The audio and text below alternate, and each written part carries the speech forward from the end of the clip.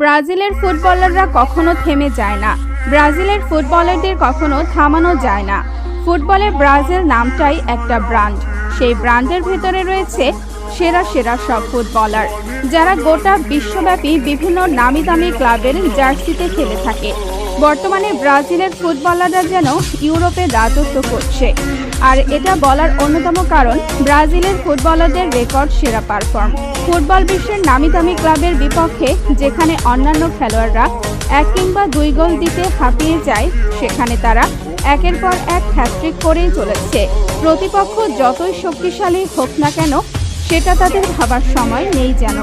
এই যেমন বরুসিয়া ডর্টমুন্ডের কাছে প্রথম হাফে 2 গোলে পিছিয়ে থেকেও ভয়ডরহীন খেলা দেখিয়ে পরপর 3টি গোল করে হ্যাট্রিক করে রিয়ালকে জিতিয়েছে ভিনিসিয়াস জুনিয়র।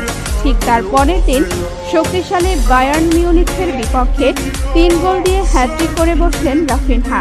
সেই সাথে 4-1 গোলের বিশাল ব্যবধানে জয় পায় বার্সেলোনা। অন্যদিকে গ্যাব্রিয়েল মার্টিনেলি, এনরিক, রদ্রিগোরাও রয়েছে দুর্দান্ত ফর্মে। চলতি বছরে রিয়ালের ভিনিসিয়াস জুনিয়র এবং বার্সেলোনার রাফিনহার সামনে যেন কেউ টিকতেই পারছে না। এই ব্রাজিলিয়ানরা ইউরোপে তাণ্ডব চালিয়ে প্রতিপক্ষ দলগুলোকে যেভাবে কাঁদাচ্ছে, তাতে অবাক গোটা ফুটবল দুনিয়ার সমর্থকরা। চ্যাম্পিয়ন্স লিগে 3 ম্যাচে 4 গোল করেছে রাফিনহা। অন্যদিকে 3 ম্যাচে 3 গোল করেছে ভিনিসিয়াস। এছাড়াও লা লিগায় 10 ম্যাচে 5 গোল এবং 5 অ্যাসিস্ট করেছে রাফিনহা, এবং ভিনিসিয়াস 10 ম্যাচে 5 গোলের পাশাপাশি করেছে 4টি অ্যাসিস্ট। তাহলে বুঝতেই পারছেন ব্রাজিলের ফুটবলাররা এখন কিভাবে ইউরোপে রাজত্ব করছে।